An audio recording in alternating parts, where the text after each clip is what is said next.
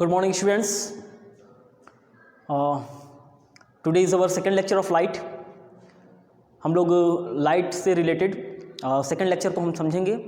पिछले वीडियोस में मैंने बताया था आप लोगों को कि लाइट किस तरीके से रोल प्ले करता है हमारे दैनिक जीवन में, और मैंने ये भी बताया था कि लाइट की सबसे बड़ी प्रॉपर्टी जो कि रिफ्लेक्शन और रिफ्रैक्शन है, उसमें रिफ्लेक्शन किस तरीके से वर्क करता है. तो इन सभी बातों को हमने पिछली वीडियोस में हमने समझ लिया था, देख लिया था. अब हम बात करने वाले हैं मिरर की.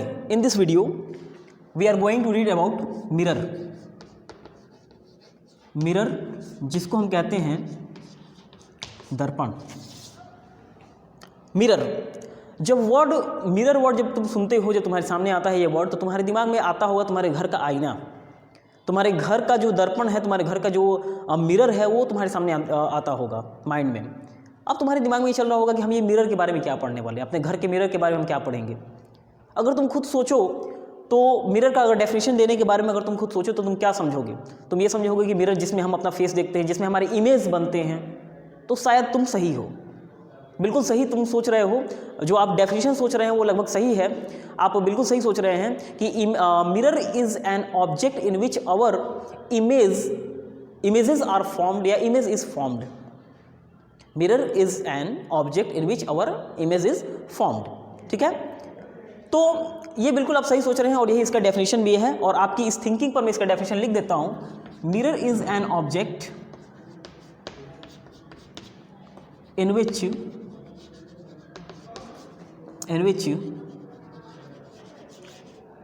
images are formed. ठीक है, जहाँ पे इमेजेस बनते हैं, जहाँ पे प्रतिबिंब बनता है, जहाँ पे जो है इमेजेस बनते हैं, उसे हम दर्पण कहते हैं या मिरर कहते हैं. ठीक है, मिरर जो होता है एक्चुअल में जो प्लेन मिरर होता है वो रिफ्लेक्शन का एक सबसे बेस्ट ऑब्जेक्ट होता है, जहाँ पे रिफ्लेक्शन बिल्कुल सही तरीके से जो है ऑकर होता है. जैसे प्लेन मिरर कुछ इस टाइप का होता है, उसकी जो सरफेस होते हैं बिल्कुल प्लेन होती हैं, बिल्कुल सीधी होती हैं.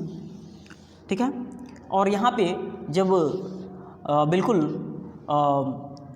रेज आती हैं, लाइट रेज आती हैं, तो ये इस तरीके से वो उसी डायरेक्शन में, उस मीडियम में वो रिफ्लेक्ट हो जाता है, बिल्कुल इस तरीके से. और इस तरीके के रिफ्लेक्शन को जो है हम रेगुलर रिफ्लेक्शन कहते हैं. ठीक है, इस तरीके के रिफ्लेक्शन को हम रेगुलर रिफ्लेक्शन कहते हैं. परावर्तन, नियमित परावर्तन हम कहते हैं इस चीज़ को. ठीक है, जो कि तुम्हारे डायग्राम में यहाँ पे दिखाया गया है. और ये केवल पॉसिबल हो सकता है कहाँ पर, तो प्लेन मिरर में. ठीक है, तो ये समतल दर्पण जिसको कहा जाता है समतल दर्पण, यहीं पर ये संभव है. समतल दर्पण में ही ये संभव है.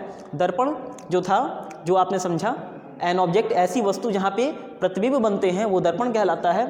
ठीक है, और उसके बाद आपने दर्पण में किस तरीके से रिफ्लेक्शन हो रहा है उस चीज़ को भी आपने अच्छे तरीके से समझ लिया और जान लिया. ठीक है, अब हम बात करते हैं इसके अलावा जो हमारे बुक में, जो हमारे सिलेबस में बहुत इंपॉर्टेंट जो टाइप्स है उसको हम समझेंगे. जो टाइप्स क्या है, तो उसके मेनली 2 टाइप्स दिखाए गए हैं. कन्वेक्स मिरर, ठीक है, और दूसरा है कनकेव मिरर.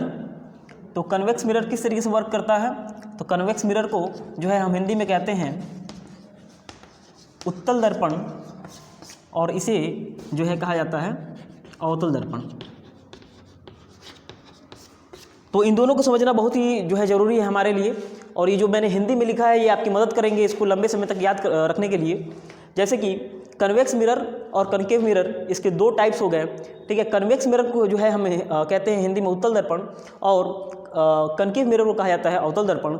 बिल्कुल आपको इसको समझने के लिए एक एग्जाम्पल लेना होगा. आपको एक चम्मच लेना होगा. अगर आप उस चम्मच को देखें तो उसका जो फ्रंट शेप होता है, उसमें एक जो शेप है जिसमें किसी चीज़ को आप आसानी से उठाते हैं, तो उसमें क्या होता है कि एक पॉइंट अंदर से दबा होता है और दूसरा पॉइंट जो है पीछे की तरफ से उठा होता है. तो जो उठा हुआ भाग है, जो पीछे से निकला हुआ ये जो भाग है, ये जो पीछे से निकला हुआ जो भाग है, इसे आप कहते हैं अवतल. ठीक है, और इसे इंग्लिश में कहा जाता है कनकेव. और सेकेंड थिंग इज दैट, जहाँ पर ये जो हिस्सा अंदर से दबा हुआ है, जो अंदर से धंसा हुआ जो भाग है, उसे आप कहते हैं, सॉरी मैंने कुछ गलत बोल दिया, ये जो उठा हुआ भाग है उसे अवतल कहते हैं, यही बोला था मैंने, अच्छा ठीक है, अवतल होता है।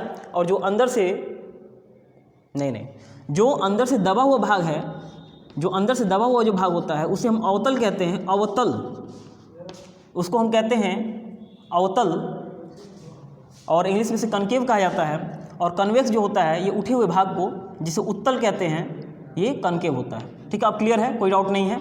ठीक है, जो उठा हुआ भाग होता है उसे हम कन्वेक्स कहते हैं, और जो धंसा हुआ जो दबा हुआ भाग होता है उसे हम कनकेव कहते हैं। एक बार फिर से हम क्लियर कर लें, जो उठा हुआ भाग होता है किसी भी ऑब्जेक्ट में जिसमें हम मिरर जहाँ पे जनरेट किया जा सकता है, उसे हम कनकेव कहते हैं, कन्वेक्स कहते हैं। उठे हुए भाग को हम कन्वेक्स कहते हैं, और जो अंदर दबे हुए भाग को जो है हम कनकेव कहते हैं। ठीक है, चलिए इसको हम और थोड़ा डीपली हम समझने का प्रयास करेंगे।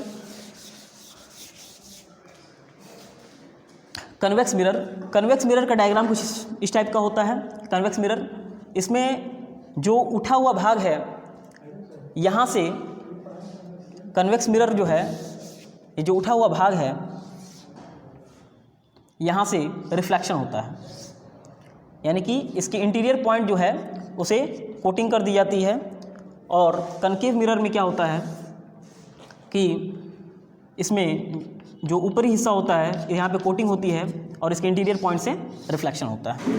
तो बिल्कुल यही बात है कन्वेक्स और कनकेव के रिस्पेक्ट में।